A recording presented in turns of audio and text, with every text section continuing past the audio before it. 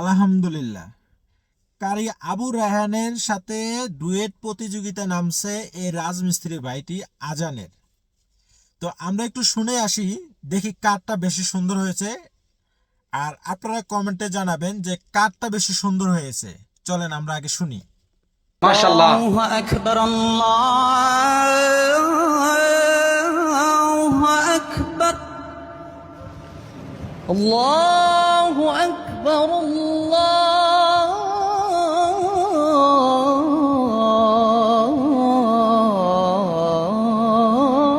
الله أكبر أشهد أن لا إله إلا الله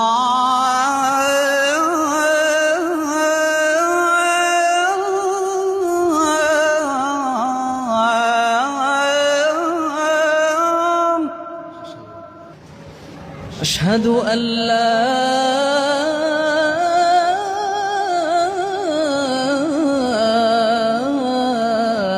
إله إلا الله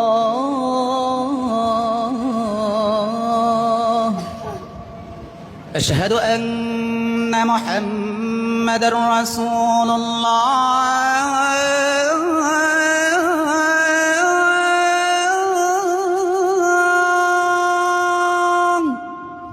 أشهد أن محمد رسول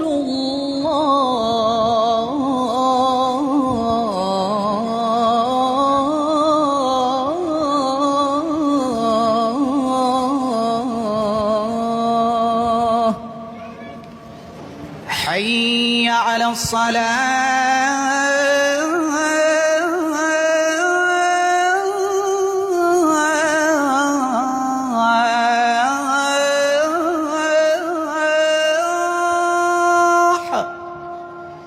حي على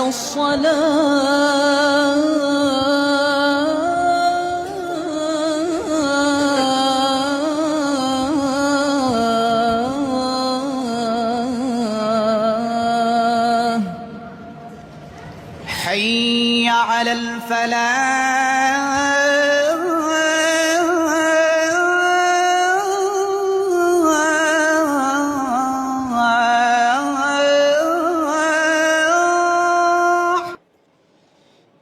حي على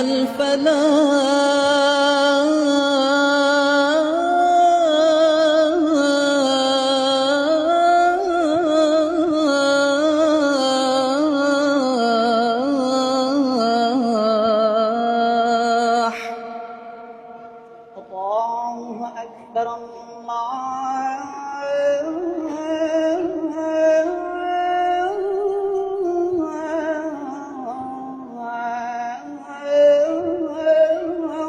أكبر لا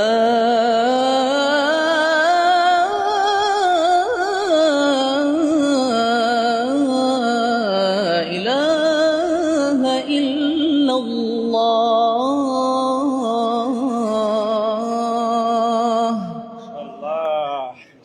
আমি সত্যি মন থেকে বলি, মানে ওনার আজানটা শুনে সত্যি আমি নিজেই একদম মুগ্ধ হয়ে গেছি। আলহামদুলিল্লাহ, মানে সত্যি অন্তরটা জুড়ে গেছে। আমি বাজানের মন্তব্য শুনতে যাচ্ছি আর কি।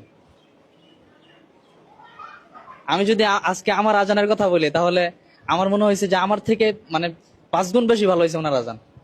মাশাআল্লাহ। আমার কাছে রায়হান মন্তব্য শুনতে চেয়েছে। আমি এই মুসলিমকে কোলে পিঠে করে মানুষ করেছিলাম, হাফেজ হয়েছিল।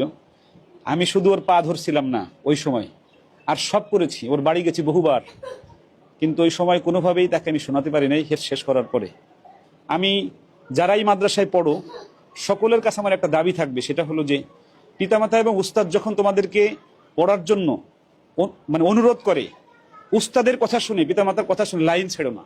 লাইন ছাড়লেই যে আমার বাবা আজকে, ওর কি কণ্ঠ, ওর তিলাওয়াত, ওর গজল শুনলে আমি বিমুগ্ধ হয়ে যাই। আপনাদেরকে আমরা পরে শোনাবো রায়হানের সাথে।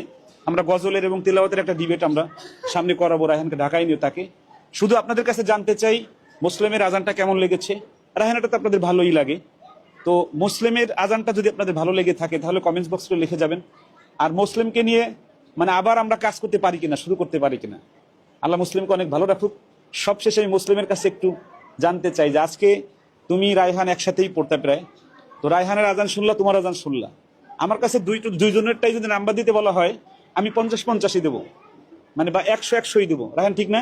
আমি তো বললামই, মানে আজকে ওনার আজানই আমার কাছে অনেক বেশি ভালো লাগছে। তোমার কি আবার এই লাইনে ফিরে আসতে মনে চায় কিনা? মুসলিম খুব কষ্ট করে চলে এখন। ও রাজমিস্ত্রির কাজ করে, ওর সন্তান আছে, বাবা মা আছে, অনেক কষ্ট করে চলে। আপনারা সবাই দোয়া দিবেন আল্লাহ যেন আবার কোরআনের পথে মুসলিমকে ফেরত নিয়ে আসে। আমরা যেন আবার রায়হানের মতো তাকে দিয়ে কোরআনের কাজ করাতে পারি।